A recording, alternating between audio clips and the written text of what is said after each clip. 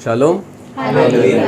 हम प्रभु को धन्यवाद देंगे सब इस समय कि प्रभु ने हमको फिर से इकट्ठा किया है उसकी उपस्थिति में। हम इस समय प्रार्थना करेंगे कि हमारा आज का जो आराधना सभा है ये हमारा हृदय से हो, क्योंकि प्रभु आराधक को ढूंढता है। तो आज हम यही प्रार्थना करेंगे कि सच में प्रभु वो आराधक का दिल मुझे देना। हर एक जन वो दिल मांगेंगे प्रभु से कि आज का मेरा ये आराधना सिर्फ मेरा फोटो का ना हो, लेकिन प्रभु जैसा तू चाहता है कि तू एक आराधक को ढूंढता है, प्रभु वो आराधक का दिल प्रभु मैं आज मांगता हूँ और मुझे आपका आराधक बनाना। इस दिल के साथ हम सब प्रार्थना करेंगे।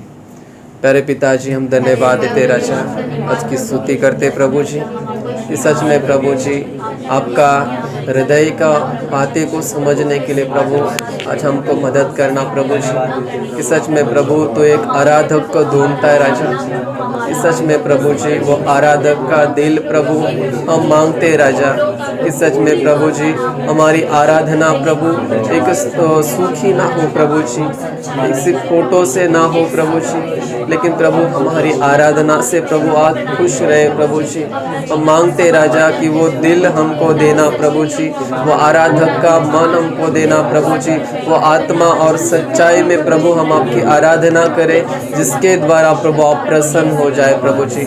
हर एक प्रकार का प्रभु जी ढोंगीपन की आत्मा से हमको छुटकारा देना, हर एक रीति रिवाज की आत्मा से हमको छुटकारा देना प्रभु, ताकि प्रभु पूरा आज़ादी से प्रभु पूरा आनंद के साथ प्रभु जी और पूरा सच्चाई से और पूरा आत्मा में प्रभु हम आपकी आराधना करें, आपकी स्तुति करें प्रभु, जिसके द्वारा प्रभु आप प्रसन्न हो प्रभु जी। धन्यवाद प्रभु, आप ऐसा करते इसलिए प्रार्थना यीशु मसीह के नाम से करते आमीन। शालोम। हालेलुया। हम प्रभु का स्तुति करेंगे। इस गीत में लिखा है, तेरे ही नाम से ये जहां, तेरे ही नाम से हूँ मैं खड़ा, तेरे ही नाम से, तेरा ही नाम सबसे भला, तेरा ही नाम मैंने चाहा, तेरे ही नाम में नाम मैंने पाया, तेरा ही नाम में है शिफा। तो आज हम जो भी है, आज यहाँ पर सब कुछ प्रभु का अनुग्रह है, प्रभु यीशु मसीह का दया है, उसका करुणा है। तो इस दिल के साथ हमने ये जो लिखा यहाँ पर, तेरे ही नाम से हूँ मैं खड़ा, आज खास करके हम धन्यवाद देंगे कि हमारे बीच में हमारे आत्मिक पिताजी है, आज उनका जन्मदिन है। हम प्रभु को बहुत धन्यवाद देंगे कि सच में ये वचन उनके जीवन में आज हम लागू करेंगे कि सच में पिताजी आज 36 साल हो गए जो है प्रभु के नाम से खड़े हैं और आज तक वो सेवा कर रहे प्रभु की, और आज वो हमारे बीच में है, इसीलिए आज हम यहाँ पर सब कुछ है। तो आज हम प्रभु को धन्यवाद देंगे। बहुत बार हम परमेश्वर को धन्यवाद देने के लिए हमको बहुत अच्छा लगता है, लेकिन परमेश्वर चाहता है जो दास मैंने चुना है और उसके वजह से आज हम यहाँ पर हैं, उनके ही कारण हमने बहुत आशीष पाया है, बहुत चंगाई, बहुत छुटकारा, हर एक चीज़ हमने पाया है। तो आज हम उनको धन्यवाद देंगे। खास करके इस गीत के द्वारा हम प्रभु को भी धन्यवाद देंगे और साथ साथ पिताजी के लिए भी धन्यवाद देंगे।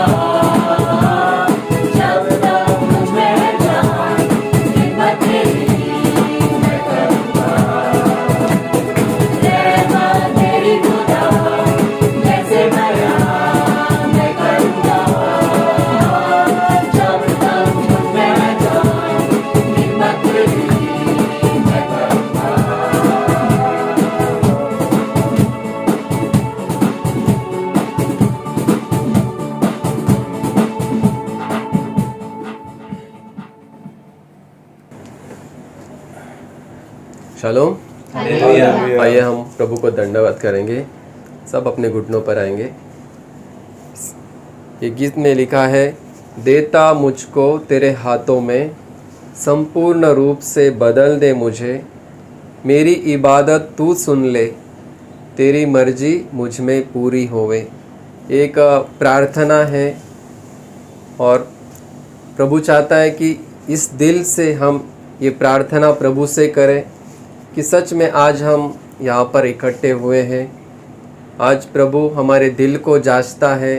कोई मनुष्य हमारे दिल को नहीं जांच सकता, लेकिन सच में परमेश्वर हमारे दिल को जांचता है। किस दिल से आज हम यहाँ पर उपस्थित हैं। तो प्रभु चाहता है कि आज ऐसा दिल हमारा है, ऐसा समर्पण आज हम प्रभु की ओर करने के लिए तैयार है। प्रभु को अपना जीवन का मालिक और प्रभु को अपने जीवन का राजा बनाने के लिए आज तैयार है। तो सच में प्रभु आज हमारे जीवन का ताबा लेगा। अगर ऐसा हमारा प्रार्थना नहीं होगा तो हम जैसे आए थे वैसे ही वापस चले जाएंगे, लेकिन कुछ नया हमारा जीवन में नहीं होगा। लेकिन परमेश्वर चाहता है कि आज का जो समय परमेश्वर ने हमको दिया है, ये समय का हम फ़ायदा उठाएंगे और सच में प्रभु से ये कहेंगे, प्रभु मैं आज आपको मेरे जीवन का राजा और मालिक बनाने के लिए तैयार है। इस दिल के साथ हम प्रभु का दंडवत करेंगे।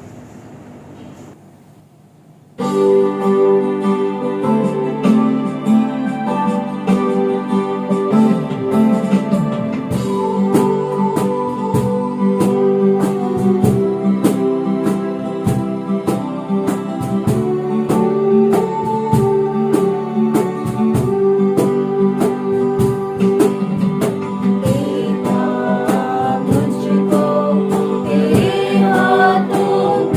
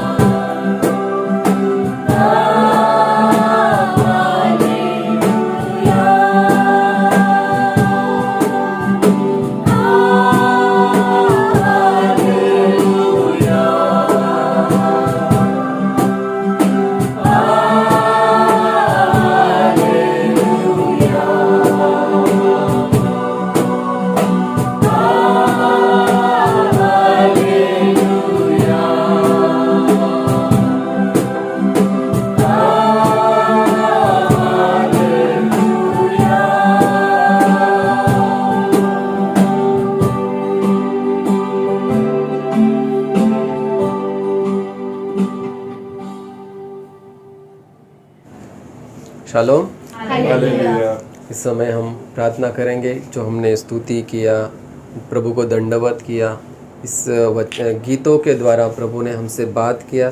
तो आज हम सब मिलके प्रार्थना करेंगे कि प्रभु जो मैंने गाया प्रभु होने दे, आज वो मेरे जीवन में होने दे। और प्रभु सच में आज मैं एक बदलना चाहता हूँ। सब मिलके प्रार्थना करेंगे।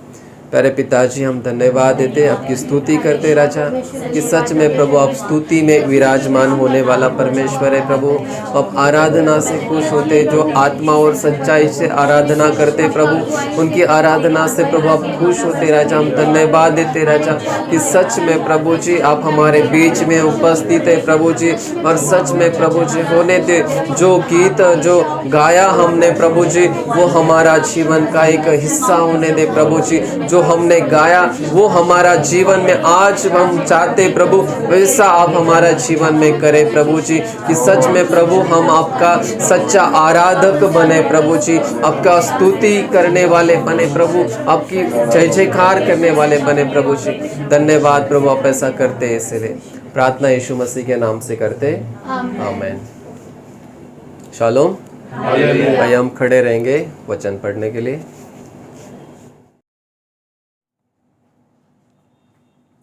Lord, I commit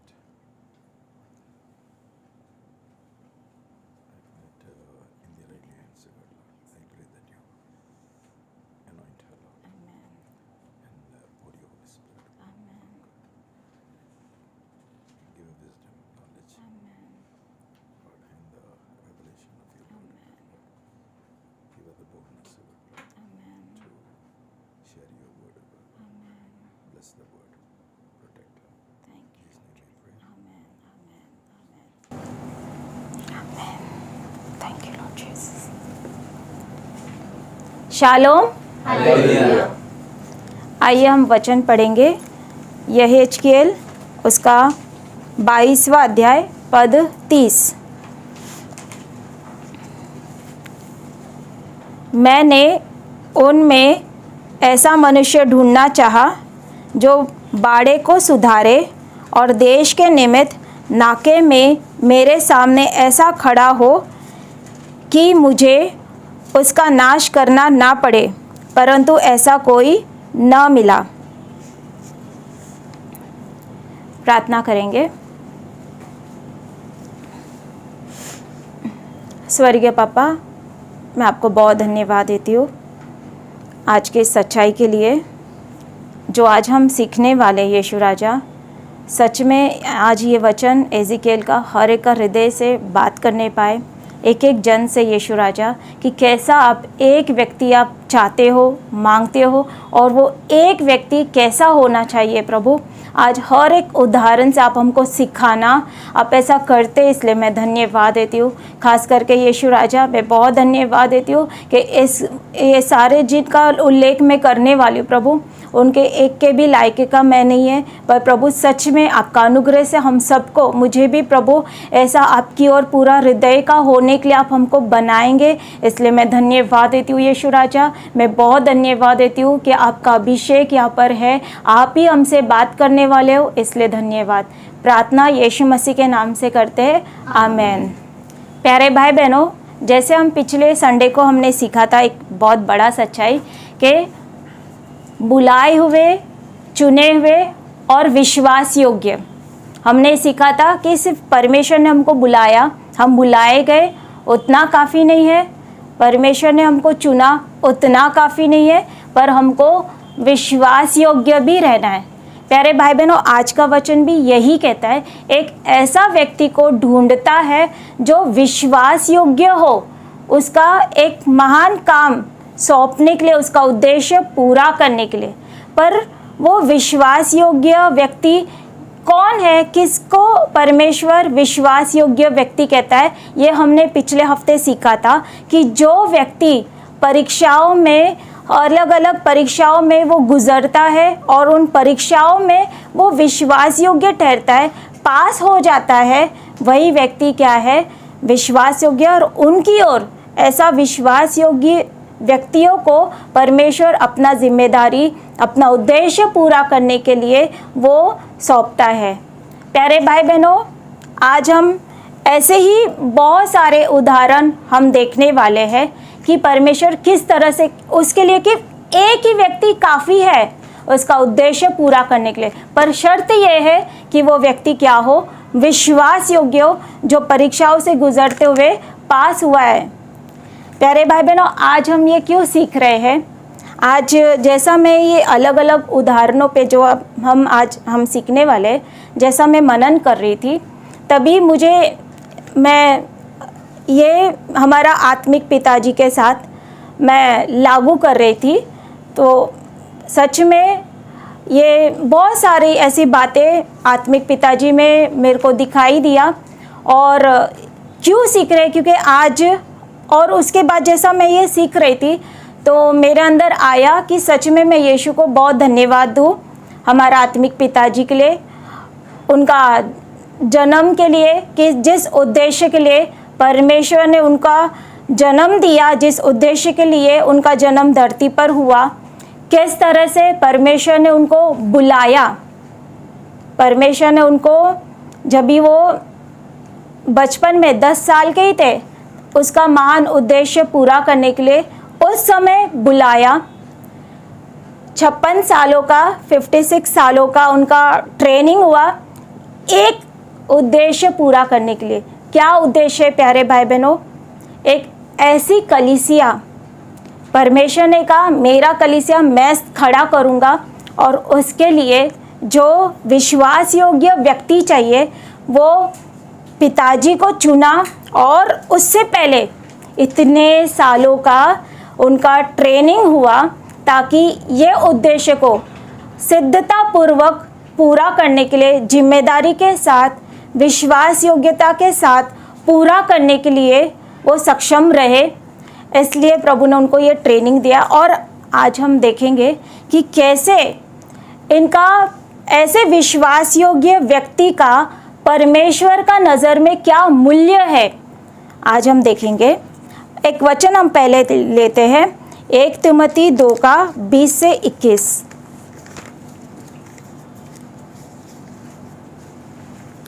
माफ़ करना, 2 तिमोथी 2 का 20 से 21। बड़े घर में न केवल सोने चांदी ही के, पर काठ और मिट्टी के बर्तन भी होते हैं, कोई कोई आदर और कोई कोई अनादर के लिए।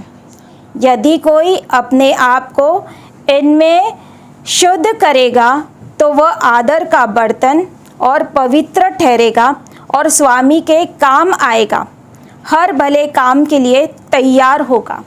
जब ये वचन मैं पढ़ाई कर रही थी तभी ये वचन से प्रभु ने मुझसे बात किया कि ये मूल्यवान होने का मतलब क्या है।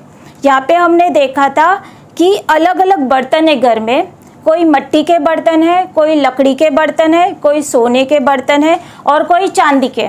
और ये सारे बर्तन का क्या हो रहा है, उपयोग हो रहा है, इस्तेमाल हो रहा है उस घर में। पर प्यारे भाई बहनों, कौन सा बर्तन उपयोग तो सब हो रहे, लकड़ी का भी हो रहा है, मिट्टी का भी हो रहा है, सोना और चांदी का भी हो रहा है, पर इन सारे अलग अलग प्रकार के बर्तनों में से कौन सा बर्तन मूल्यवान है? जरूर चांदी का और सोने का बर्तन मूल्यवान है। तो इस्तेमाल होना बड़ी बात नहीं है, पर कौन सा बर्तन मूल्यवान है वो बड़ी बात है। घर में, हमारे घर में आजकल तो प्लास्टिक के भी चीज़ें हैं, मग है, ये बहुत सारी चीज़ें, बकेट है, पर उसका हम इस्तेमाल करते, जब तक वो चलता है, टूटता नहीं है, हम इस्तेमाल करते, पर क्या वो मूल्यवान है जितना अगर हमारे पास कोई चांदी और सोने का बर्तन रहेगा तो मूल्यवान नहीं है। तो इसमें प्रभु ने मुझे यही दिखाया, मूल्यवान होना बहुत ज़रूरी है। प्यारे भाई बहनों, जब ये मैं पढ़ रही थी तभी मुझे ऐसी एक बात याद आया कि कैसे परमेश्वर का नज़रों में पिताजी मूल्यवान है, सिर्फ परमेश्वर उनका इस्तेमाल नहीं कर रहा है। कैसे प्यारे भाई बहनों, हाल ही में कुछ दिनों पहले वो काफ़ी बीमार पड़े थे, इवन मौत तक समझो उनका स्थिति गया था, पर प्यारे भाई बहनों, वो परमेश्वर का नज़र में क्या है? मूल्यवान है, मूल्यवान है। तू मेरा काम के लिए अभी भी चाहिए, तू मेरे नज़रों में मूल्यवान है। इसलिए कितना भी शैतान का मौत का जोर होने दो, परमेश्वर ने उनको हमारा बीच में फिर एक बार खड़ा किया। प्यारे भाई बहनों, इस्तेमाल करने का बड़ा बात नहीं है। लोग डींग मारते, प्रभु मेरा इस्तेमाल कर रहा है, प्रभु मेरा ये सुसमाचार के लिए इस्तेमाल कर रहा है, प्रभु मेरा प्रचार के लिए इस्तेमाल कर रहा है। इसमें डींग मारने का ज़रूरत नहीं है। इस समय मुझे एक और बात याद आया था, बाइबल में इस्तेमाल करने को जाए तो प्रभु यीशु ने गधे का भी इस्तेमाल किया था। उस दिन जब यरूशलेम में उसका प्रवेश होने का था, प्रभु यीशु का गधे पे बैठा प्रवेश किया। उसके बाद गधा किधर है? किधर है गधा? नहीं है। जब भी बिलाम को एक नबी था, उसकी अक्ल आने के लिए, आंखें खोलने के लिए कि तू जो करने जा रहा है गलत है, एक गधी का मुंह खोलवाया और उससे बात कराया। तो इस्तेमाल तो किसका भी होता है, गधे का भी हुआ। तो इसमें हमको डिंग मारने का ज़रूरत नहीं है। इतनी सी बात के लिए भी लोग क्या करते हैं, हाँ प्रभु मेरा इस्तेमाल कर रहा है, वो अलग कलीसिया खोलने के लिए तैयार हो जाते। मैं भी तो कुछ हूँ, ऐसा घमंड लेकर तैयार हो जाते।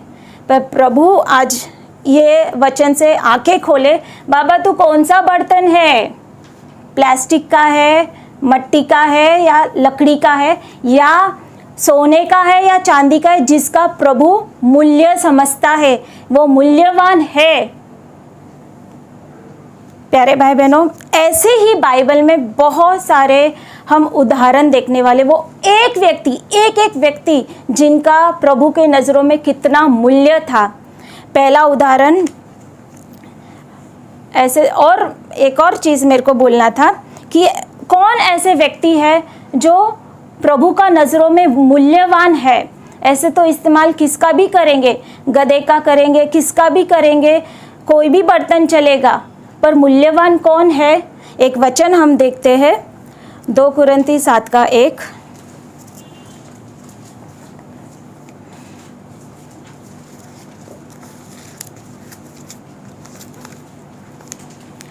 अतः हे प्रियो, जबकि ये प्रतिज्ञाएं हमें मिली है, तो आओ हम अपने आप को शरीर और आत्मा की सब मलिनता से शुद्ध करें और परमेश्वर के भय रखते हुए पवित्रता को सिद्ध करें। प्यारे भाई बहनों, मूल्यवान वो व्यक्ति है जिसने अपना पूरा, जो उसको हर एक बातें जो अशुद्ध करती है, जो शारीरिक बातें हैं, जो संसारिक बातें हैं, अगर आप ऊपर पढ़ोगे तो परमेश्वर ने स्पष्ट लिखा है, ये संसार से, ये अशुद्धता से बाहर निकलो। जो अपने आप को ये अशुद्धता से अलग किया और कंप्लीटली, पूरी तरह से, संपूर्ण हृदय से, होल हार्टेडली, पूरा समर्पण के साथ प्रभु की ओर उसने अपना जीवन दे दिया है, उसकी इच्छा पूरी करने के लिए, और केवल सिर्फ परमेश्वर का महिमा के लिए जी रहा है, ना कि खुद का दिलचस्पी के लिए, ना कि खुद का बढ़ाई के लिए। वो व्यक्ति परमेश्वर का नज़रों में क्या है, मूल्यवान है, और परमेश्वर का बहुत महिमा के लिए परमेश्वर उसका इस्तेमाल करेगा। परमेश्वर का नज़र में वो खास है। पहला उदाहरण हम देखते हैं नूह का। आपको ये नूह का घटना सबको पता है, उस समय क्या हुआ था, आप पढ़ सकते हैं बाद में उत्पत्ति 6 में, कि कैसे पृथ्वी पर, संसार में बुराई फैल गई थी। मनुष्य के विचार निरंतर बुरे ही होते थे। उस समय परमेश्वर यहाँ तक पछताता है, बोलता है मैं मनुष्य को बनाकर पछताया, अब मैं क्या करेगा, पृथ्वी पर से सबको नाश करेगा, मनुष्य को क्या, जानवरों को क्या, रेंगने वाले जंतुओं को, सबको मैं नाश करेगा। प्यारे भाई बहनों, कोई नहीं मिला दरार में खड़ा होने वाला व्यक्ति। वहाँ पर प्रभु उत्पत्ति 6:8 में कहता है परमेश्वर कि उसकी दृष्टि, अनुग्रह की दृष्टि नूह पर बनी रही।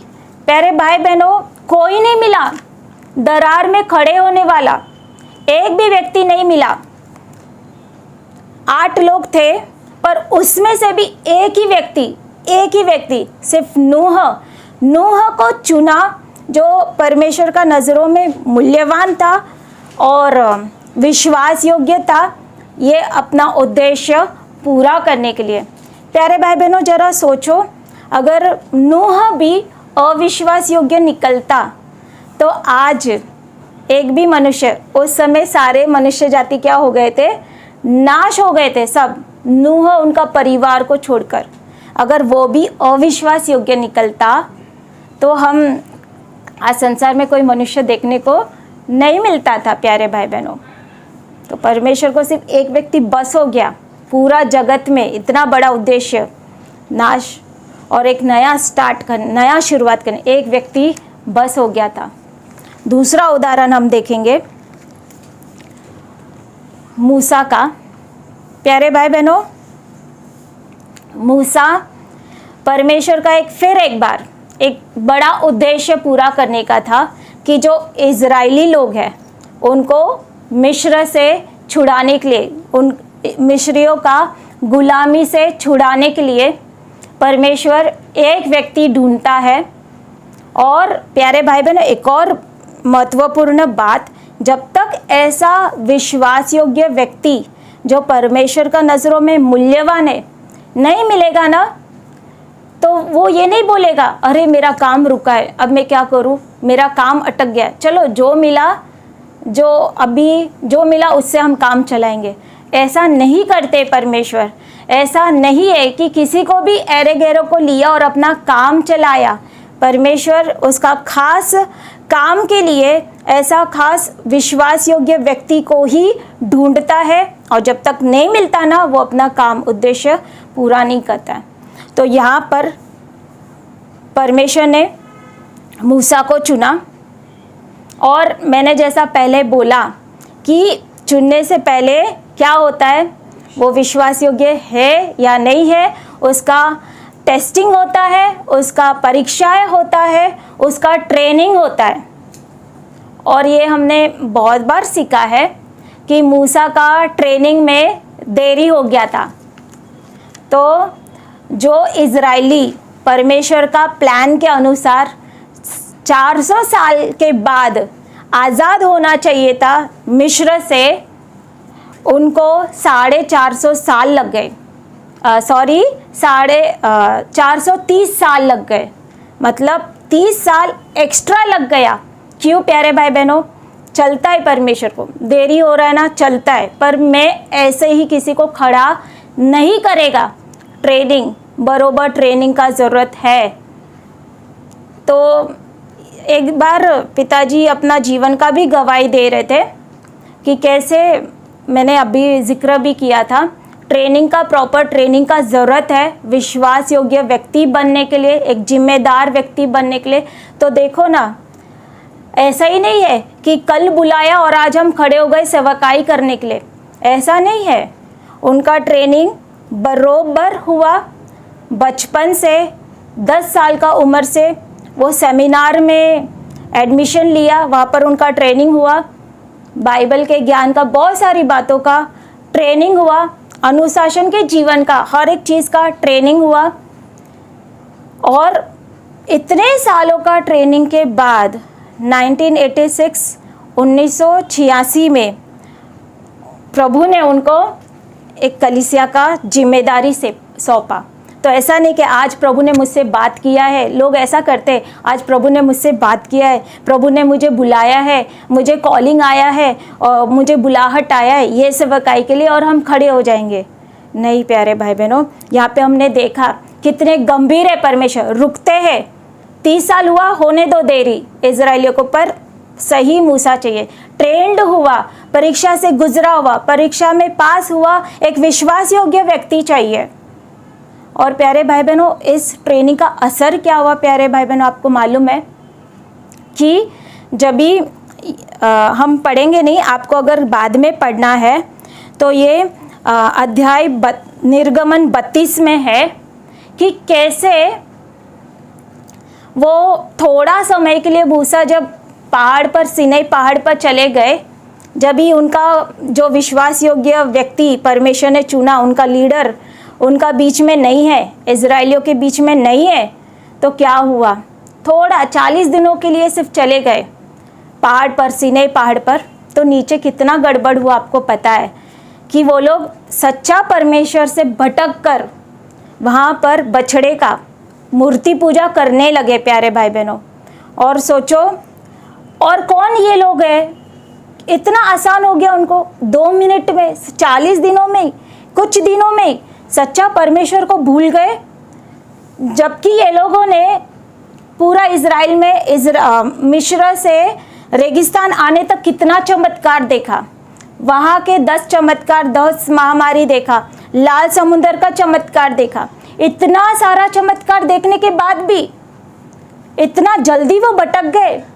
मतलब उनको सच्चा परमेश्वर की ओर लगाए रहने वाला कारण कौन था? मूसा था। प्यारे भाई बहनों, सोचो, मूसा का उपस्थिति, उसका वहाँ पे उपलब्ध होना कितना ज़रूरी था।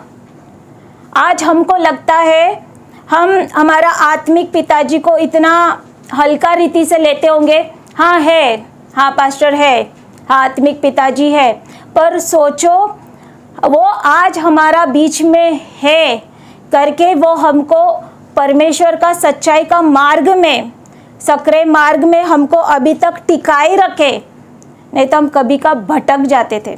और वही लोग हैं, हम भी वही रहेंगे जिन्होंने यीशु से चंगाई पाया, हम भी वही रहेंगे जो यीशु से बहुत सारा आशीष पाया। वो लोग ने भी चमत्कार देखा था, भटकने को टाइम नहीं लगा।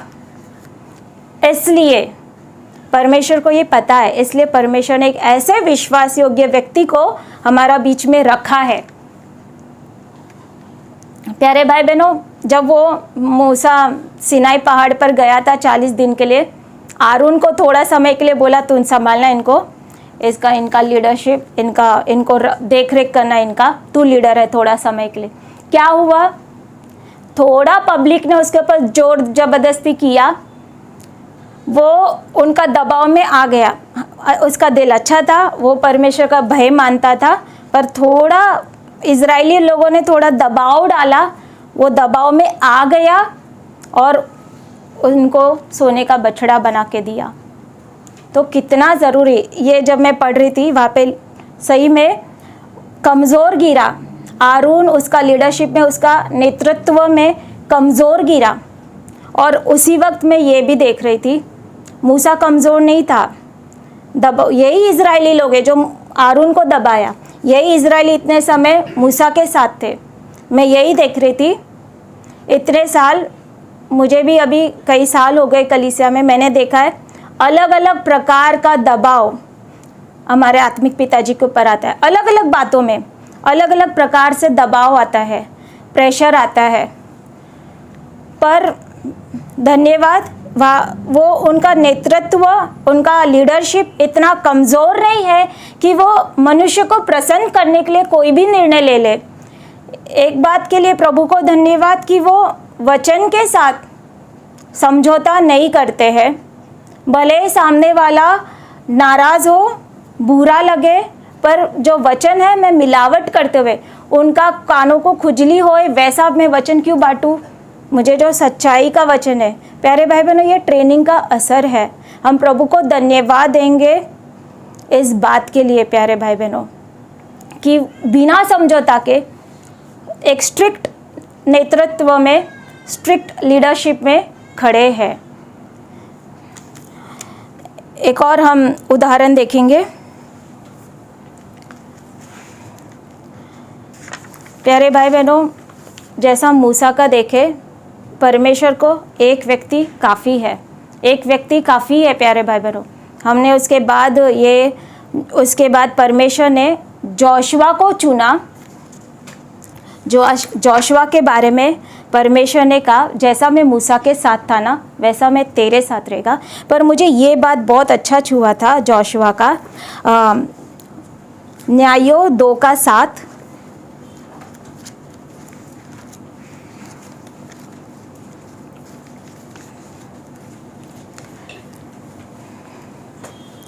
और यहोशू के जीवन भर और उन वृद्ध लोगों के जीवन भर जो यहोशू के मरने के बाद जीवित रहे और देख चुके थे कि यहोवा ने इज़राइल के लिए कैसे कैसे बड़े काम किए।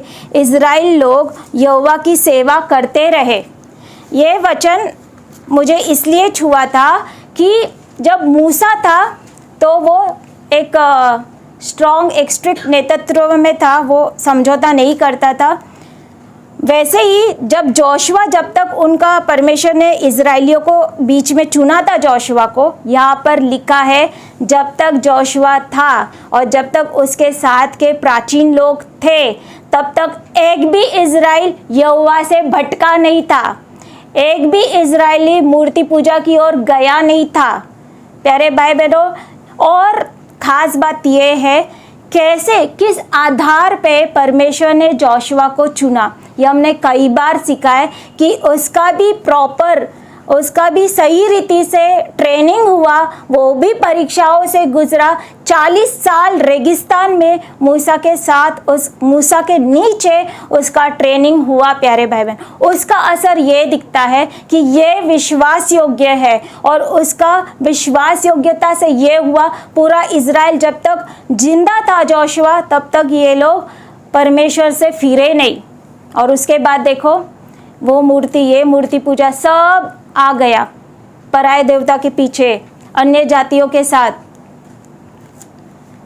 तो बहुत ज़रूरी है, ये 2 उदाहरण से हमको पता चलता है, बहुत ज़रूरी है एक ऐसा लीडर, एक ऐसा रखवाला, एक ऐसा चौकीदार जो स्ट्रिक्ट हो, समझौता ना करे, खड़ा रहे और सिर्फ उसका मन ऐसा हो कि मैं सिर्फ परमेश्वर का महिमा के लिए, उसको प्रसन्न करने के लिए मैं खड़ा हूँ।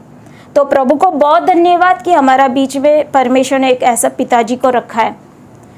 तो प्रभु को धन्यवाद वो पहला गाने के लिए भी कि रहमत हमारा पिताजी की ओर। ऐसा नहीं, वो खुद अपना मुंह से बोलते हैं कि मैं ये घमंड नहीं, ये परमेश्वर का अनुग्रह है। तो हम प्रभु को और धन्यवाद देंगे कि उनका अनुग्रह उनकी ओर ऐसा ही, उनका शक्ति, प्रभु का शक्ति उनकी ओर ऐसा ही बना रहे जो अब तक बना रहा है। अगला उदाहरण हम पिछले हफ्ते भी हमने सीखा था उदाहरण कि कैसे परमेश्वर को एक व्यक्ति पर्याप्त है, एलिया का। हमको ये घटना पता है कि कैसे उन दिनों में इज़राइली लोग बाल देवता का पूजा करने में लगे थे और जो आहाब राजा था उसने तो सारे इज़राइलियों को बाल देवता का पूजा करने में लगा दिया था, सबको लगाया था। पर वहाँ पे एक वचन कहता है 1 राजा 19:18 हम पढ़ेंगे।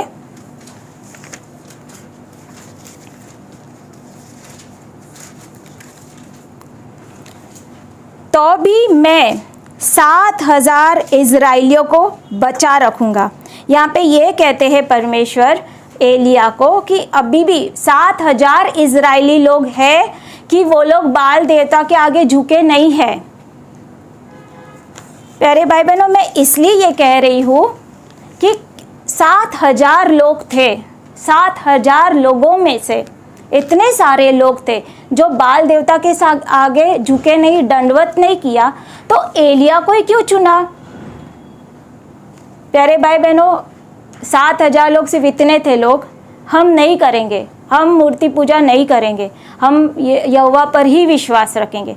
पर परमेश्वर को एक ऐसा व्यक्ति चाहिए था जो खुद बोले मैं नहीं करूँगा और दूसरों को भी करने नहीं देगा, जो दूसरों का भी अगुवाई करेगा, यहोवा की ओर फिराएगा, जो उनका भी लीडरशिप करेगा, नेतृत्व करेगा कि वो यहोवा का बाल देवता का पूजा ना करें।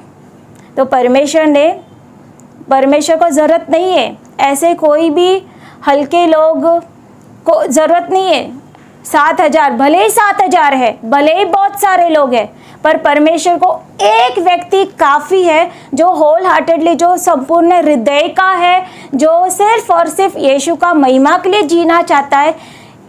प्यारे भाई बहनों, तभी एलिया को चुना। और हमको पता है कि कैसे एलिया ने प्रार्थना किया, तभी वो जो स्वर्ग से होम बलि पर आग उतरा और सारे पूरा राष्ट्र का, पूरा इज़राइल का मन परमेश्वर की ओर उसने फिराया। एक तरफ एलिया था, एक व्यक्ति, दूसरी तरफ था 7,000 लोग जो बाल देवता की ओर झुके नहीं थे, पर परमेश्वर की ओर विश्वास करते थे, यहोवा की ओर। फिर भी 7,000 में कोई चलेगा नहीं, वही व्यक्ति चलेगा जो विश्वास योग्य है। तो वो एक व्यक्ति का कितना, मैंने बोला ना, वैल्यूएबल होना चाहिए, उसका वो परमेश्वर का नज़र में मूल्यवान होना चाहिए। सिर्फ इस्तेमाल करना काफ़ी नहीं है। दूसरा उदाहरण हम देखेंगे एलीशा का। ऐसा तो बाइबल में बहुत सारे उदाहरण हैं, पर ये यहाँ पे जुड़ा करा बहुत सारे उदाहरण, पर यहाँ पे मैं बंद करेगी एलीशा के साथ कि परमेश्वर वहाँ पे, अगर आप पढ़ोगे, हमने पिछले हफ्ते पढ़ा था 2 राजा 2:7 में, और नबियों के चेलों में से 50 जन आकर उसके सामने दूर खड़े हुए, और वे दोनों यरदन के किनारे खड़े हुए। प्यारे भाई बहनों, ये घटना हमने पढ़ा है कि कैसे एलिया और एलीशा गिलगाल से बेतेल तक, बेतेल से यरीहो तक, और यरीहो से यरदन नदी तक जा रहे थे। और उस समय उनको ये 50 नबी के चेले मिलते हैं। तो यहाँ पर भी एक ये है प्यारे भाई बहनों, इज़राइल में इतने सारे नबी थे, 3 जगह था ना, 3 जगह रोका ना कि नबियों के चेलों ने उनको एलीशा को बोला, तुझे पता है तेरा एलिया जो तेरा आत्मिक पिताजी उठा लिए जाने पर है।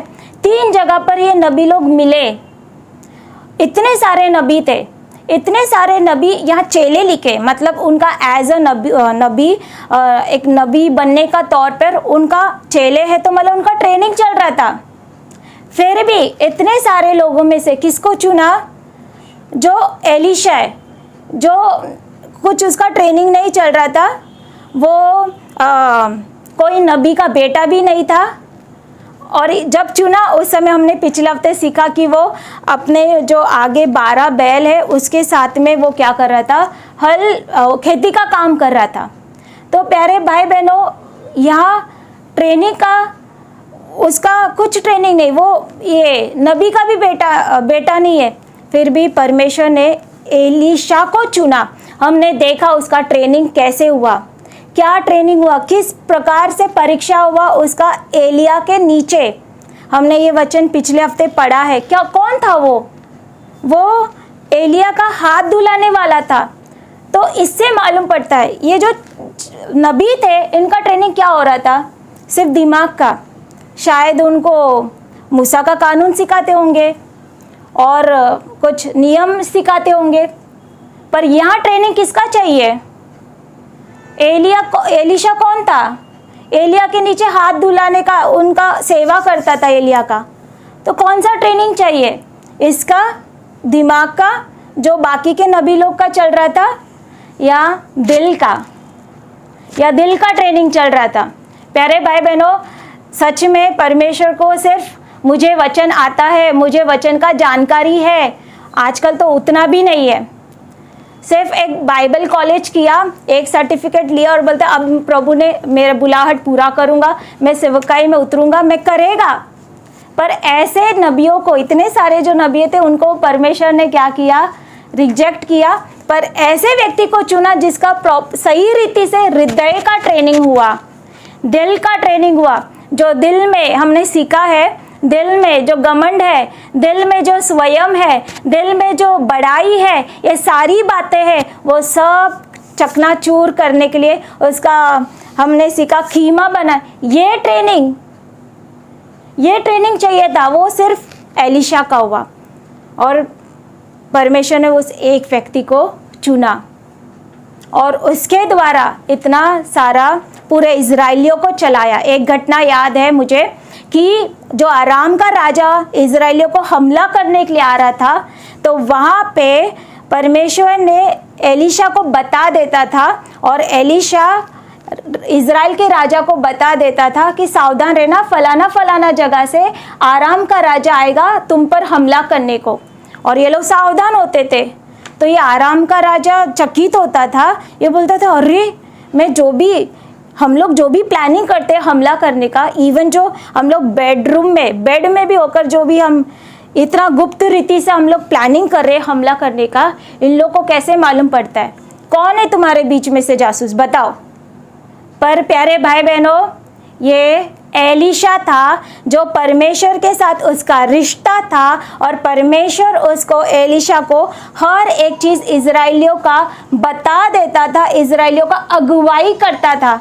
तो प्रभु को बहुत धन्यवाद कि परमेश्वर ने ऐसा ही एक दास हमारे बीच में दिया जिसका रिश्ता परमेश्वर के साथ नज़दीक का है। वो सिर्फ बुद्धि और ज्ञान से नहीं बात कर संसारी ज्ञान से नहीं बात करते, हमको जो भी मार्गदर्शन करते हैं परमेश्वर का वचन से करते हैं, परमेश्वर का सच्चाई से करते हैं, उसके अलावा नहीं करते। और मेरा भी अनुभव है कि बहुत बार जब भी वचन का अगुवाई से मैंने ये मार्गदर्शन लिया है, सच में आने वाला हर एक जो शैतान का फंदा था, शायद उस समय अगर मैं पिताजी का नहीं सुनती थी तो शायद वो फंदे में, संसार का फंदे में, ये हमारा जो मैं जिस ये बैकग्राउंड से आई हूँ, मैं मारवाड़ी हूँ, तो वहाँ का जो परंपरा का फंदे में मैं कभी का फंस जाती थी। पर जो पहले से आगाह कर देने का प्रभु का वचन के द्वारा, तो आज मैं इधर हूँ, प्रभु ने यहाँ तक मुझे लाया है, प्रभु को धन्यवाद। तो ऐसा एक व्यक्ति चाहिए जिसका हृदय का ट्रेनिंग हो, जिसका रिश्ता प्रभु के साथ, परमेश्वर के साथ घनिष्ठ हो, वो प्रभु का भय में हमारा अगुवाई करता है। प्यारे भाई बहनों, हमने इतना देखा पुराना करार में, नए करार में भी एक उदाहरण हम देखेंगे पौलुस का। हम पढ़ेंगे प्रेरितों के काम 20वां अध्याय, पद 29, 30 और 31। इसलिए 29 से, सॉरी, मैं जानता हूँ कि मेरे जाने के बाद फाड़ने वाले भेड़िए तुम में आएंगे जो झुंड को न छोड़ेंगे। तुम्हारे ही बीच में भी ऐसे ऐसे मनुष्य उठेंगे जो चेलों को अपने पीछे खींच लेने को टेढ़ी मेढ़ी बातें कहेंगे। इसलिए जागते रहो, स्मरण करो कि मैंने 3 वर्ष तक रात दिन आंसू बहा बहा कर हर एक को चेतावनी देना न छोड़ा। यहाँ पर हमारे लिए एक उदाहरण है पौलुस। ये चलते आया, एलीशा के बाद कोई और नबी, एक और विश्वास योग्य व्यक्ति को चुना। आज नया करार में परमेश्वर ने पौलुस को चुना था, और पौलुस को जब भी चुना, उसको विश्वास योग्य है नहीं, उसको इसके लिए उसका ट्रेनिंग रेगिस्तान में हुआ, रेगिस्तान में लेकर गए, उनका ट्रेनिंग हुआ, वो विश्वास योग्य निकले। यहाँ पर लिखा है कि पौलुस एफेसुस की कलीसिया में 3 साल तक वो कलीसिया को स्थापित किया, उनका बीच में सेवकाई किया, और हर दिन रात दिन कैसे मैं तुमको चेतावनी देता रहा, मतलब मैं परमेश्वर का वचन सही रीति से तुमको सिखाते रहा। पर यहाँ पर हम ये देखेंगे एक परमेश्वर का विश्वास योग्य व्यक्ति होना कितना ज़रूरी। ये कहता है, पौलुस कहते हैं 29 में, मैं जानता हूँ मैं जब चले जाऊँगा उस समय क्या होगा, फाड़ने वाले भेड़िए आएंगे और तुम्हारे बीच में ऐसे मनुष्य खड़े हो जाएंगे जो टेढ़ी मेढ़ी बातों से शिष्यों को खींच लेंगे। प्यारे भाई बहनों, तो इसका मतलब कलीसिया में, ये कलीसिया का बात है प्यारे भाई बहनों, नया करार का कलीसिया का बात है, जहाँ पर पौलुस का उपस्थिति, पौलुस का उपलब्ध रहना कितना ज़रूरी था। वो कहता अगर मैं यहाँ नहीं रहेगा ना, मैं जाऊँगा ना, मेरे बाद तुरंत कौन आएगा, फाड़ने वाले भेड़िए आएंगे और बहुत सारे चेलों को क्या करेंगे, टेढ़ी मेढ़ी बातों से पीछे खींच लेंगे। तो कितना ज़रूरी है। परमेश्वर ने बड़े मकसद के साथ एक ऐसा प्रभु का दास हमारे बीच में रखा वो है, इसका मतलब क्या है प्यारे भाई बहनों? मैं जाऊंगा तो आएंगे। पौलुस कहता है मैं जब यहाँ से चले जाऊँ, इसका मतलब वो कौन है पौलुस उधर? वो एक ऐसा चौकीदार है, चौकन्ना चौकीदार है। खबरदार अगर शैतान का काम कलीसिया में हो तो, खबरदार अगर कोई गलत काम वचन के विरुद्ध, वो ऐसा चौकीदार है कि शैतान को कलीसिया में घुसने नहीं दिया। वो ऐसा चौकीदार है, वो एक ऐसा विश्वास योग्य डोर कीपर है कि वो दरवाजे पे खड़ा है कि कोई ऐरा गैरा प्रभु का कलीसिया को खराब ना करे। और उसका प्रभाव इतना था कि किसी का हिम्मत भी नहीं होता था, इवन शैतान का भी हिम्मत नहीं हुआ लोगों को भरमाने के लिए। क्यों बोला? मैं हूँ तब तक, मैं चले जाने के बाद ऐसा होने वाला है। और ये जो एफेसुस का कलीसिया है, पौलुस के बाद, पौलुस के चले जाने के बाद वो कलीसिया इस तरह से गिर गया। उसका गिरावट हम पढ़ेंगे प्रकाशित वाक्य उसका दूसरा अध्याय,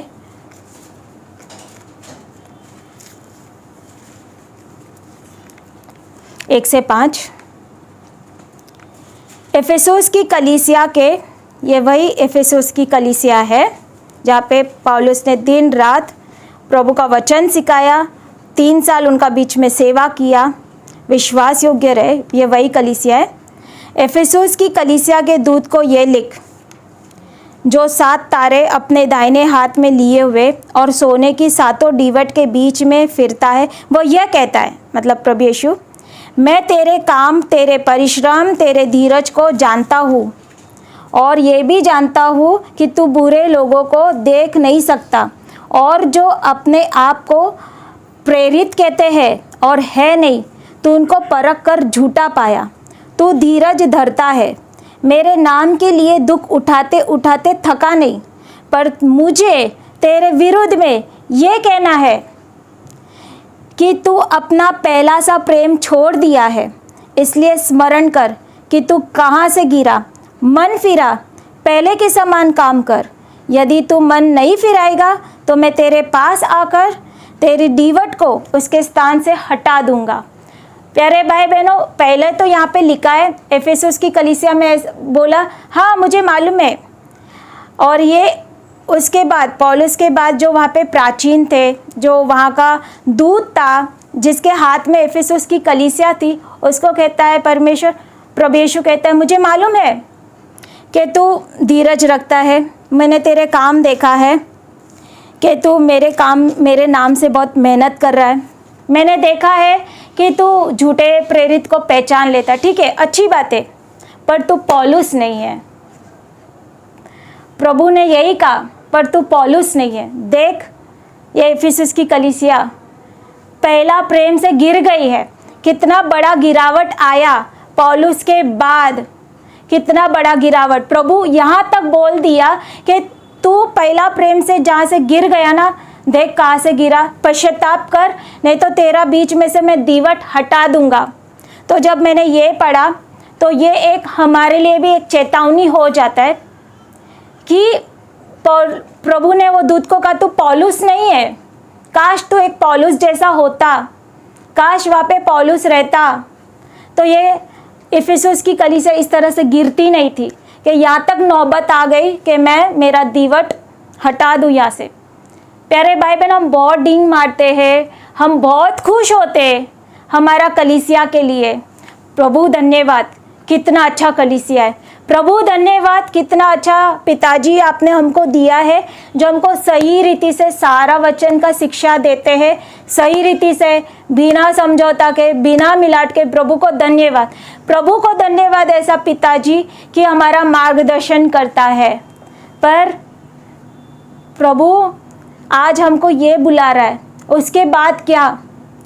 आज अगर हम पिताजी का हृदय को हम नहीं पकड़ेंगे, उनका जो दर्शन, उनका जो आत्मा, जो प्रभु की इच्छा करने का, प्यारे भाई बहन उन्होंने अपनी गवाही में बोला था ना, अगर आज हम उनके जीवन का उदाहरण हम नहीं लेंगे। पौलुस पर प्रभु यीशु ने एफेसुस के दूत को क्या कहा? तू पौलुस नहीं है। काश तू होता तो एफेसुस की कलीसिया गिरती नहीं थी यहाँ तक, पहला प्रेम में। हाँ ठीक है, तू कर रहा है, मेहनत कर रहा है मेरे नाम से, हाँ ठीक है, तू झूठा प्रेरित को पहचान लेता है, ठीक है, पर तू गिर गया पहला प्रेम से। तो हम भी ऐसे में फंसे ना रह जाए, हाँ मैं कर रही हूँ, हाँ हम प्रभु के नाम से मेहनत कर रहे हैं, भाग भाग के इधर जा रहे हैं, हाँ हम प्रभु के नाम से हम भी पहचान लेते हैं, प्रभु पिताजी ने हमको इतना अच्छा शिक्षा दिया कि हम भी पहचान लेते थोड़ा बहुत, नहीं नहीं ये गलत शिक्षा है, हाँ ये सही शिक्षा है, नहीं नहीं ये गलत व्यक्ति है, गलत दास है, ये सही नहीं, इतना। पर बोलते तू पौलुस नहीं है, गिर जाएगा, कलीसिया गिर जाएगी, दीवट, यहाँ तक नौबत आ जाएगी कि मैं दीवट हटा लूँ।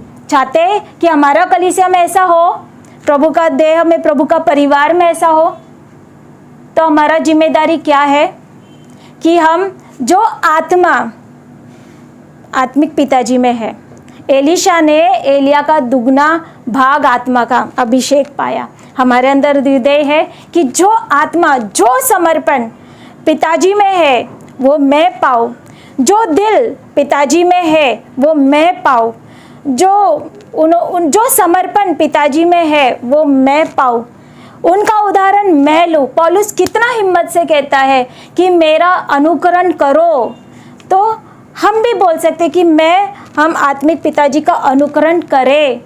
उनका गवाही हमारे सामने है कि प्रभु का धुन उनको ऐसा था कि उन्होंने ये बुलाहट के लिए और इस बुलाहट के और विश्वास योग्य रहने के लिए उन्होंने अपना जो इतना अच्छा नौकरी था, पहला तो सऊदी से आ गए और ऊपर से जो यूनिवर्सिटी का नौकरी था वो भी छोड़ा। तो हमारे लिए एक उदाहरण है। अगर आज हम उदाहरण नहीं लेंगे, उसके बाद फिर एक बार प्रभु बोलेगा तू पौलुस नहीं है, फिर ये गिरावट शुरू होगा। कहाँ रह गया कि हमारा कलीसिया ऐसा बड़ा, ऐसा शिक्षा, ऐसा कहाँ रह जाएगा अगर आज हम उनका उदाहरण, उनके जीवन का अनुकरण, उनका जो धुन है वो हमारे अंदर नहीं आएगा, क्या फ़ायदा प्यारे भाई बहनों। तो आज हम जैसे प्रार्थना करेंगे हमारे आत्मिक पिताजी के लिए, धन्यवाद देंगे प्रभु यीशु को। प्रभु धन्यवाद आज इस शुभ दिन के लिए। ये सच में सौभाग्य दिन है कि हमको एक दास हमारा बीच में, एक पिताजी आत्मिक होने के लिए उनको हमारा बीच में रखा। धन्यवाद है तो हम उनका अनुकरण भी करेंगे प्यारे भाई बहनों, क्योंकि उन्होंने प्रभु यीशु का अनुकरण करा है। वो प्रभु यीशु का वचन से बिल्कुल अलग नहीं बोलते हैं। दूसरा चीज़ प्यारे भाई बहनों, परमेश्वर ने आत्मिक पिताजी किधर रखा? कलीसिया में। तो जो व्यक्ति आत्मिक पिताजी को और जो व्यक्ति कलीसिया की ओर आभारी नहीं है, जरूर यही व्यक्ति क्या होता है, गिरावट शुरू होता है। एफेसुस पौलुस गया, एफेसुस कलीसिया का गिरावट शुरू हो गया। आज पिताजी नहीं है, पिताजी है वो नहीं जाएंगे, पर यदि हमारा रिश्ता आत्मिक पिताजी के साथ नहीं है, हमारा आभारीपन कलीसिया की ओर नहीं है, परिवार की ओर नहीं है, उसी दिन से हमारा गिरावट शुरू हो जाता है। उसी दिन से, भले दिखता नहीं है, दिखता कब है? जब भी वो व्यक्ति कलीसिया छोड़कर चले जाता है, पर उसी दिन से गिरावट शुरू होता है प्यारे भाई बहनों, जिस दिन से हमारा अनबन पिताजी के साथ शुरू हो जाता है। तो क्या करने का? पहचान लो कि मेरा गिरावट का डॉट है, शुरुआत का पॉइंट है। तो उसी वक्त ये अच्छा बात है, प्रभु ने बताया, तो हम वो वहीं से सुधारेंगे हमारा गलती को, हमारा रिश्ता पिताजी के साथ सही करेंगे। जहाँ से भी थोड़ा हम ये शैतान ने दूरी लाया, वहाँ हम हमारा रिश्ता सही करेंगे प्यारे भाई बहनों।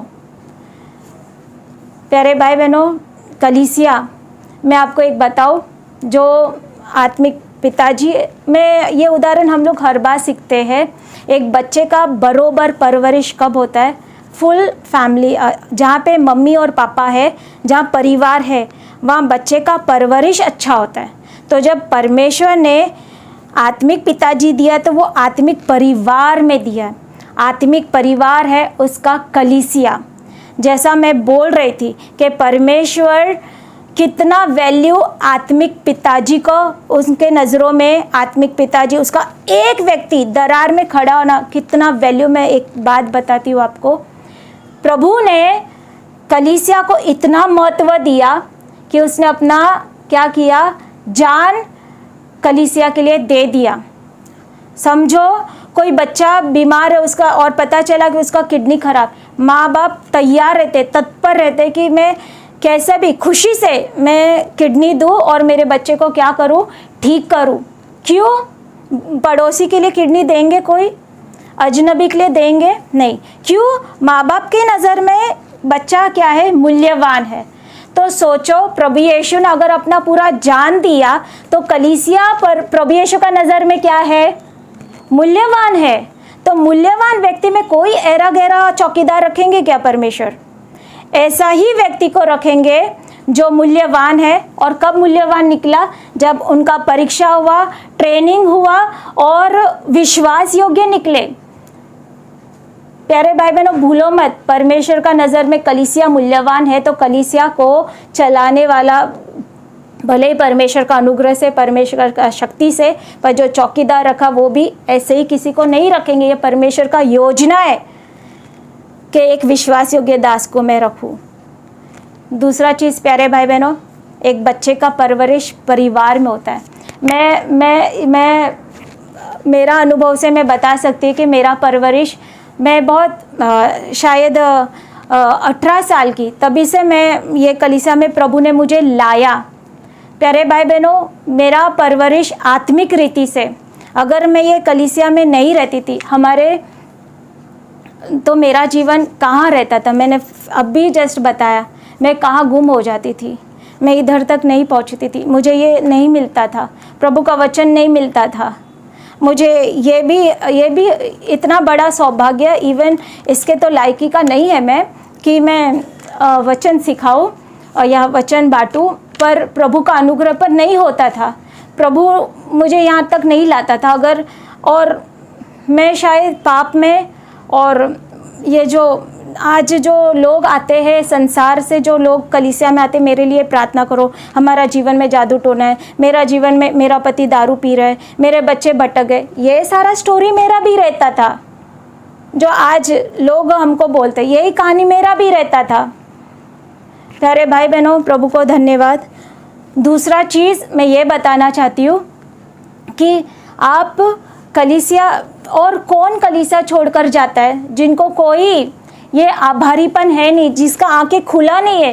प्यारे भाई बहनों, मैं एक चीज़ बताती हूँ, जो कलीसिया की ओर और आत्मिक पिताजी की ओर वफादार रहेंगे उनको हर एक आशीष मिलेगा। मैं एक चीज़ आपको बताती हूँ, हमको ये वचन मालूम है, परमेश्वर का राज्य ढूंढो तो उनको सब कुछ बातें, ऑल थिंग शैल बी, हर एक चीज़ तुमको मिल जाएगा। परमेश्वर का राज्य किधर है? ठीक है, आपको हम सीखे कि नया जन्म, ठीक है, मेरा नया जन्म होगा, मैं परमेश्वर का राज्य। आज धरती पर छोटा सा परमेश्वर का राज्य किधर है? कहाँ, किसको बोलेंगे कि परमेश्वर का राज्य है? कलीसिया। कलीसिया परमेश्वर का राज्य है। तो बोला है कि पहला परमेश्वर के राज्य को ढूंढो तो सब कुछ मिल जाएगा। मतलब मैं कलीसिया की ओर वफादार है कि मैं ढूंढ रही हूँ, मैं कलीसिया में अच्छा रिश्ता चाहती हूँ, मैं कलीसिया में नया जन्म पाते हुए जोड़ने का काम कर रही हूँ, ना कि तोड़ने का। All things shall be added to you, हर एक चीज़ तुम्हें मिल जाएगी यदि हम परमेश्वर का राज्य को ढूंढेंगे। और परमेश्वर का राज्य यहाँ से शुरू होता है, कलीसिया से। तो परमेश्वर ने तो कलीसिया को ऊंचा उठाया। 2 वचन मैंने दिया, प्रभु ने कलीसिया के लिए अपने आप को दे दिया, इतना मूल्य है, तो उसके लिए ऐरा गैरा कोई भी चौकीदार नहीं रखेंगे। मूल्यवान, जिसका सही रीति से टेस्टिंग हुआ है, परीक्षा से गुजरा है, उन्हीं को। दूसरा चीज़, कलीसिया की ओर हम वफादार रहेंगे तो हमको हर एक चीज़ आशीष मिलेगा, आत्मिक भी मिलेगा और शारीरिक भी मिलेगा। और जो छोड़ के जाते, मुझे समझ में नहीं आता है कि ये लोग किस रीति से छोड़ सकते हैं। प्यारे भाई बहनों, यहाँ पे कैसे भूल गए कि इस कलीसिया में उनको, इस कलीसिया ने, प्रभु का कलीसिया ने क्या क्या दिया है। आज हमने ना, प्रभु को धन्यवाद, प्रभु का अनुग्रह से बहुत बच्चों का कैंप हमने किया, जवानों का हमने कैंप किया, और यदि मुझे मालूम है हमारे भाई जो ऐसे कैंप, वो लोग भी ये है क्या है, गवाह है कि यदि आज उनका जीवन में ये सेवकाई नहीं होती थी, कलीसिया के भाई बहन, हमारे आत्मिक पिताजी उनका जीवन में ये सेवा नहीं करते थे, आज वो लोग किधर रहते थे? आज कितना संसार में वो लोग भटक जाते थे, कैसे संसार उनको नाश करता था। हम लोग बोलते अरे वो भी तो कलीसिया है ना, जा रहे हम लोग। प्यारे भाई बहनों, मेरा परिवार है, मेरे मम्मी डैडी है, उनके साथ मेरा कुछ हो गया, थोड़ा झगड़ा हो गया या अनबन हो गया, तो मैं क्या दूसरा परिवार ज्वाइंट कर लेती हूँ? मैं बोलती हूँ वो भी तो परिवार है ना, उधर भी मम्मी डैडी है ना। ऐसा करते हैं क्या? नहीं करते। मेरा परिवार वो है जहाँ मैं पैदा हुई, ये मेरा परिवार है। तो तुम्हारा आत्मिक परिवार, आत्मिक पिताजी और वो माँ कलीसिया वो है जहाँ पे तुम्हारा नया जन्म हुआ, उद्धार हुआ, तुमने यीशु को जाना, मुलाकात हुआ। और प्यारे भाई बहनों, तुमको क्या लगता है वो भी परिवार है ना? वो भी सिखाते हैं ना, घर का खाना अलग होता है, होटल का खाना अलग होता है। हम बोलते हैं अरे वही भाजी बना रहे ना, होटल का खाना रोज रोज खाएंगे क्या होएगा? पेट खराब होगा। कैसे भी बनाते, धोते कि नहीं मालूम नहीं, पर जो घर का खाना, खुद जो माँ बाप घर में जो खाना, वो उससे पेट खराब नहीं होता, सही रीति से परोसते बनाते। प्यारे भाई बहनों, जो बाहर है वो होटल है, वो लोग कुछ भी पका के देते वचन आपको और आप ये खा लेते, आत्मिक तौर से बीमार पड़ेंगे। कौन सा वचन उनका सही है, सही सिखाते हैं? या जो सच्चाई हमने यहाँ सीखा नया जन्म का, किधर है? प्रैक्टिकल कि हमने नया जन्म पाना कैसा है, किधर है? यहाँ पे सही, बिना मिलावट का, बिना समझौता का जो वचन सिखाते हैं पिताजी। प्यारे भाई बहनों, किधर है? हम कभी का नाश हो जाते थे प्यारे भाई बहन। तो आज हमारे लिए ये एक बुलाहट है, ये है कि चाहते हैं कलीसिया कौन है? जिनका सही नया जन्म हम। अगर आज हम आभारी नहीं है हमारे आत्मिक पिताजी के और रिश्ता नहीं, अगर रिश्ता नहीं रहेगा कौन उनका अनुकरण करेगा? मेरा बेटा है 6 साल का है, वो बिल्कुल उसके पापा का क्या करता है, बहुत बातों में अनुकरण करता है, खुशी से करता है, आनंद से करता है, उसको अच्छा लगता है। क्यों? क्योंकि उसका पापा के साथ रिश्ता है तो उसको आनंद लगता है। तो जब हमारा रिश्ता, मेरा रिश्ता आत्मिक पिताजी के साथ होगा ना, तो ही हम उनके जीवन का उदाहरण लेंगे, नहीं तो नहीं लेंगे। और यदि हम उनके जीवन का उदाहरण नहीं ले रहे, उनसे नहीं सीख रहे, हमारा आत्मिक गिरावट शुरू होने लगेगा प्यारे भाई बहनों। तो आज हमने ये सीखा, इसमें ही खुश मत रहो। अरे प्रभु मेरा इस्तेमाल कर रहा है ना। माचिस है ना, एक उदाहरण, माचिस को हम एक बार यूज़ करते, उसके बाद क्या करते हैं? फेंक देते। गधे को प्रभु यीशु ने यरूशलेम में प्रवेश किया, अभी वो गधा किधर है मालूम नहीं। प्यारे भाई बहनों, इतना ही चाहिए, इतना ही चाहिए कि हमारा ये दिल का तमन्ना हो कि मैं प्रभु का नज़रों में क्या हो, मूल्यवान बर्तन। अगर हमारे घर में कोई मग, प्लास्टिक का मग टूट गया, हम क्या करते हैं? फेंक देते हैं, बिल्कुल परवाह नहीं, अरे टूट गया चलो फेंक दो। पर अगर वही एक कोई सोने का बर्तन, उसका हम लोग कितना मूल्यवान समझते, कितना संभाल के, तो क्या बनना है आपको? सिर्फ इतना ही इस्तेमाल कर रहे हैं, सिर्फ इतना ही, और कर भी नहीं रहे हैं प्रभु। कैसे करेंगे? या इतना कि मैं प्रभु का नज़रों में मूल्यवान ठहरूं। कब मूल्यवान ठहरेंगे प्यारे भाई बहनों? जब मैंने अपने आप को शुद्ध किया, पूरा समर्पण प्रभु की ओर, प्रभु का महिमा के लिए मैं जी रही हूँ। एक उदाहरण आत्मिक पिताजी, उनका गवाही हमारे लिए एक उदाहरण है प्यारे भाई बहनों। एक लास्ट वचन से मैं ख़त्म करेगी। 1 कुरिन्ती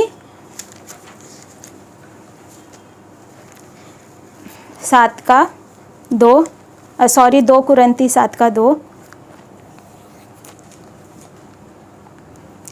हमें अपने हृदय में जगह दो, हमने न किसी के साथ अन्याय किया, न किसी को बिगाड़ा और न किसी को ठगा।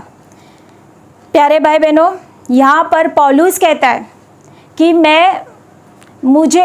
पौलुस कहता है हमें अपना हृदय में क्या करो, जगा दो। विश्वासियों को कहता है तुम्हारा दिल में मुझे जगा दो। और क्योंकि हमने ना ही किसी को ठगा है, ना ही किसी का बिगाड़ा है, ना ही अन्याय किया है। क्या किया है फिर? सिर्फ उनका उद्धार का कारण बने, उनके आत्मिक उन्नति का कारण बने। उनको पौलुस का सेवकाई के द्वारा उनको आत्मिक आशीष मिला, शारीरिक आशीष मिला। वो बोला मैं खर्च करूं और खर्च हो गया हूं। तो आज यही वचन हमको कहता है, क्या पिताजी को हमारा दिल में जगह देने का हक नहीं है? हक नहीं है? हर एक जन जो हमारा सिर्फ शारीरिक परवरिश किया, माँ बाप ने हमको सिर्फ शारीरिक खिलाया पिलाया, उनको हक दिया। जो हमारे शारीरिक रिश्ते हैं, पत्नी है, बच्चे हैं, उनको हक दिया। पिताजी को हक नहीं है हृदय में जगह देने, हमारा जगह लेने के लिए हमारा हृदय में उनको हक नहीं है। हमने सीखा है ना, दुगना आदर के योग्य वो व्यक्ति को जगह नहीं मिलेगा हृदय में। प्यारे भाई बहनों, अगर हमने उनको हमारा हृदय में जगह दिया ना, तो बेटा को पिताजी कितना भी डांटने दो, कितना भी मार्गदर्शन करने दो, कितना भी उसको वो हृदय में जगह है ना, तो वो उसको सही दिल से लेगा। प्यारे भाई बहनों, आज हम लोग पहुँचे, देखो ना, उनका सेवकाई के द्वारा। और एक बच्चे को क्या चाहिए? परमेश्वर ने क्यों रखा आत्मिक पिताजी? बच्चे को क्या चाहिए? माँ बाप से कभी कभी डांटी भी चाहिए और कभी कभी अप्रिसिएशन, तारीफ भी चाहिए। बेटे को दोनों चाहिए। तो ऐसा ये काम बच्चों की और माँ बाप का है। आत्मिक तौर से भी ये काम आत्मिक पिताजी का है। पूरा उद्देश्य के साथ परमेश्वर ने उनको हमारे लिए रखा है, जिससे हमारा आत्मिक बढ़ोतरी हो। प्यारे भाई बहनों, तो ये वचन के साथ मैं यहाँ पे ख़त्म करती है। हमारा हृदय को जांचेंगे हम, कैसे हमारे कलीसिया में, कैसे हमारा रिश्ता पिताजी की ओर, कितना आभारीपन है कलीसिया की ओर। नहीं है तो हमारा गिरावट तभी से शुरू हो गया। भले बाहर से दिखाएंगे, बोला ना प्रभु ने उनको, तेरा ये ठीक है, तेरा ये ठीक है, बाहर से ठीक दिखेगा, पर अंदर बोलते मैं डिवट हटा देगा। मेरा हृदय से, व्यक्तिगत तौर से मेरा रिश्ता खराब, तो मेरे अंदर जो परमेश्वर का उपस्थिति है, डिवट है, वो भी निकाल देगा। है ना? जब भी नया जन्म हुआ तो क्या होता है? परमेश्वर का संधु, परमेश्वर का उपस्थिति, पिता पुत्र पवित्र आत्मा अंदर, रिश्ता खराब वो भी निकल जाएगा। तो ये चेतावनी के साथ हम यहाँ पे ख़त्म करेंगे। प्रभु यीशु आपको आशीष दे।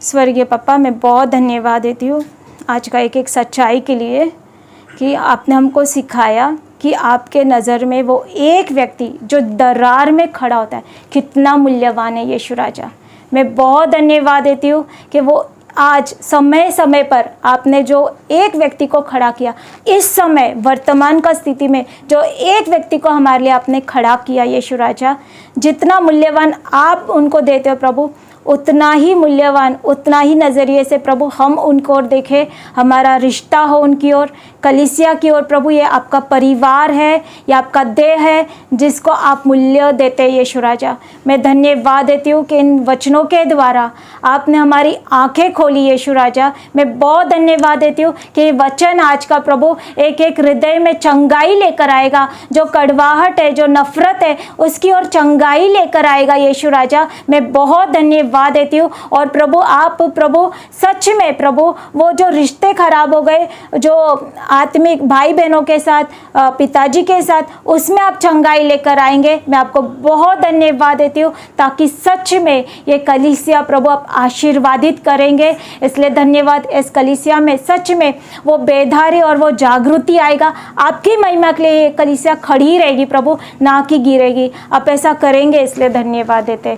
प्रार्थना यीशु मसीह के नाम से करते हैं, आमेन। शालोम। आइए हम सब खड़े रहेंगे।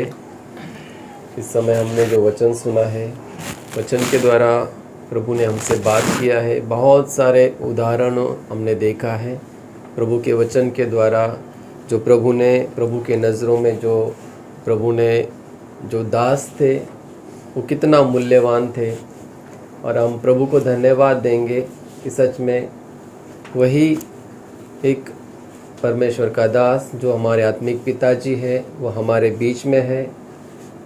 कि सच में प्रभु ने हमको एक सौभाग्य दिया है।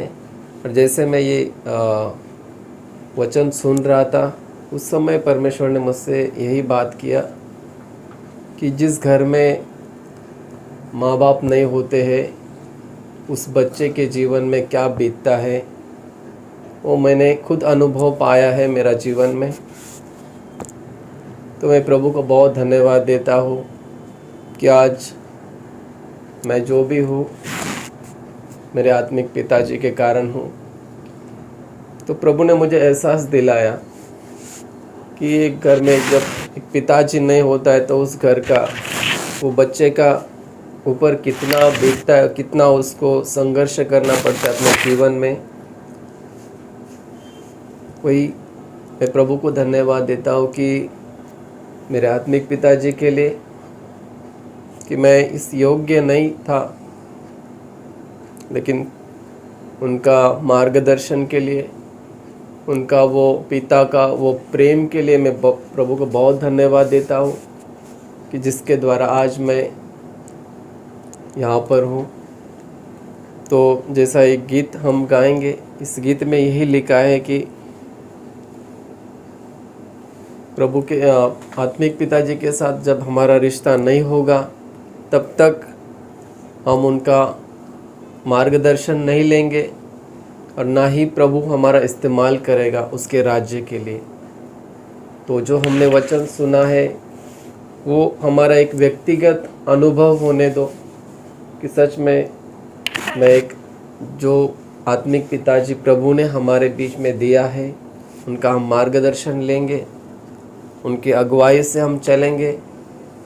ज़रूर प्रभु हमारा इस्तेमाल करेगा और ज़रूर हम प्रभु के नज़रों में एक मूल्यवान बनेंगे। इस दिल के साथ हम ये आराधना का गीत गाएंगे।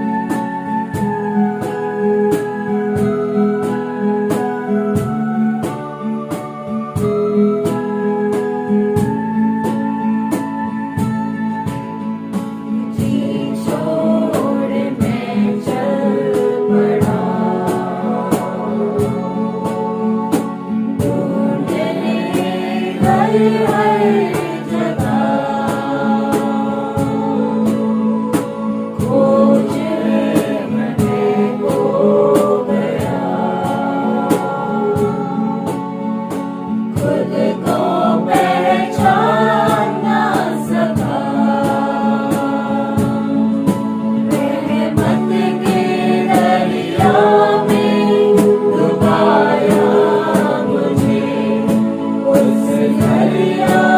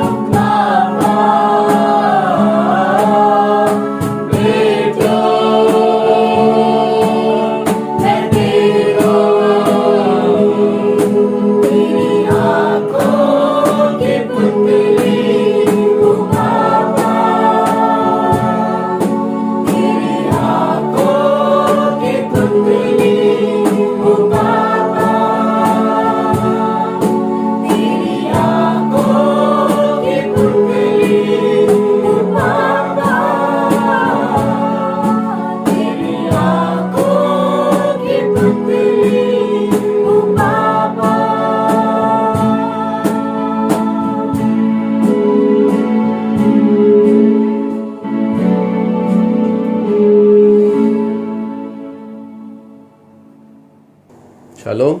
हालेलुया।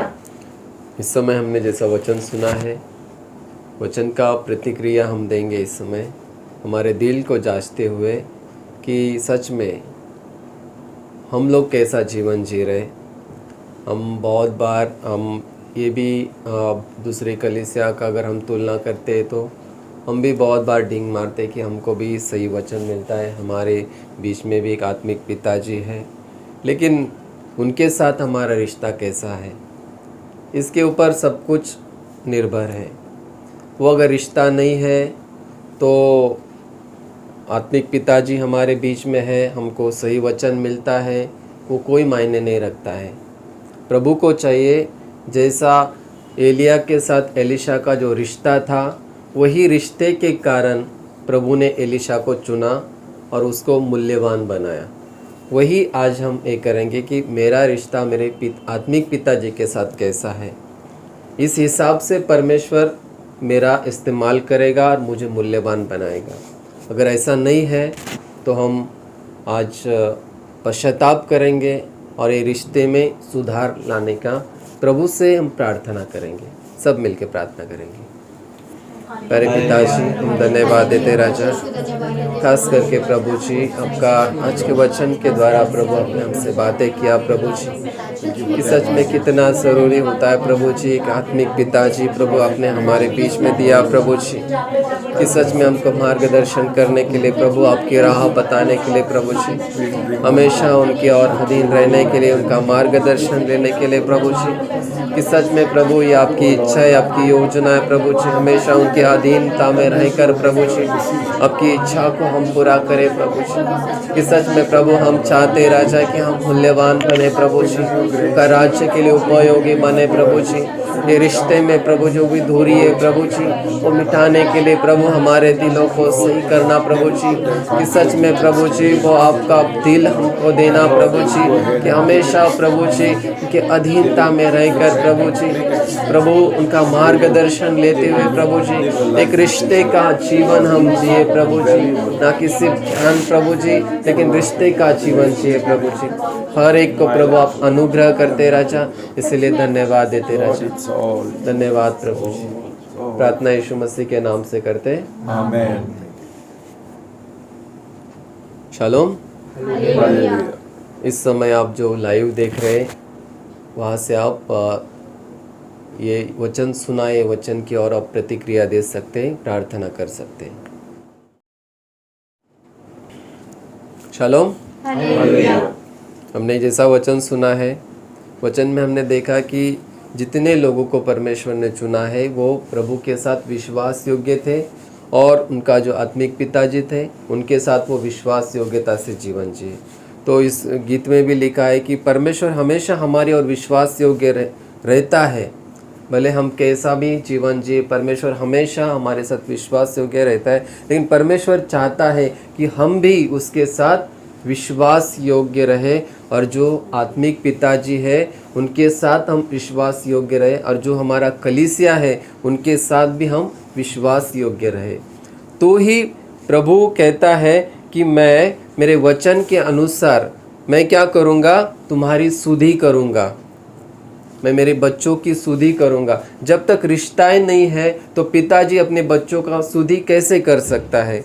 तो इस दिल के साथ हम ये करेंगे कि सच में प्रभु मैं मेरे आत्मिक पिताजी की और विश्वास योग्यता का जीवन जीना चाहता हूँ।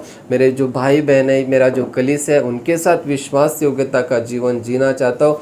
तो ही प्रभु मेरा जीवन में क्या करेगा, हर एक प्रकार का आशीर्वाद मुझे देगा, आत्मिक आशीर्वाद, शारीरिक आशीर्वाद, और वो तभी वो हमारा सुधि करेगा परमेश्वर, तो ही वो हमारा ख्याल करेगा।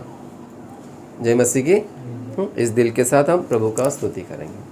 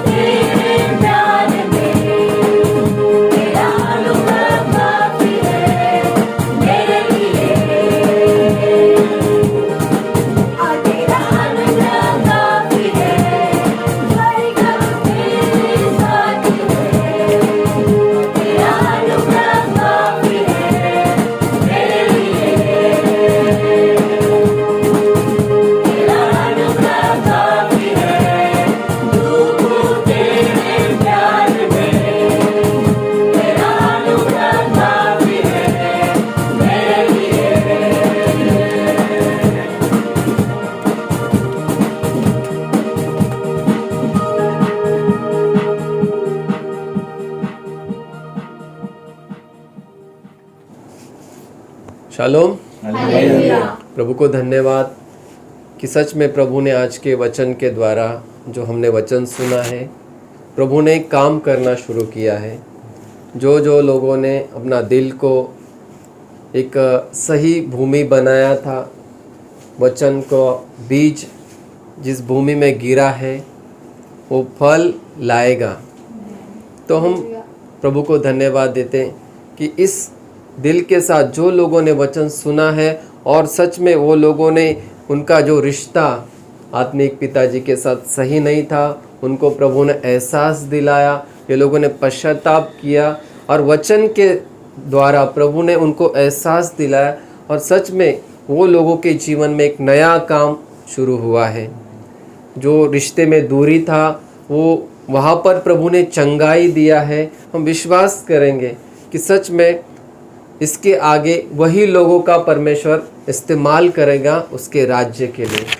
तो हम सब मिलके प्रभु को धन्यवाद देंगे हर एक चीज़ के लिए।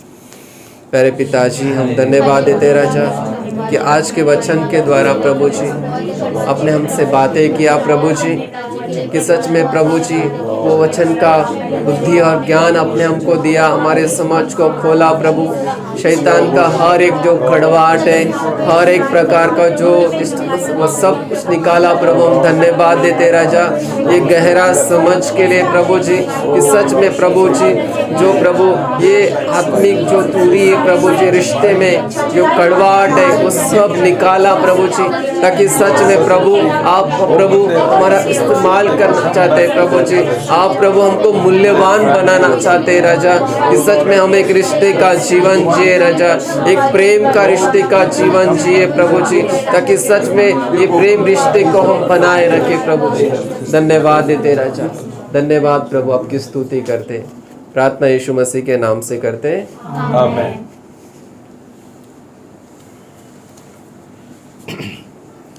प्रभु यीशु मसीह का अनुग्रह, पिता परमेश्वर का प्रेम और पवित्र आत्मा का सहभागिता हमेशा तुम्हारे साथ बने रहना। आमीन। बोलो यीशु मसीह की जय। यीशु के लहू की जय। Shalom. Hallelujah. God bless you.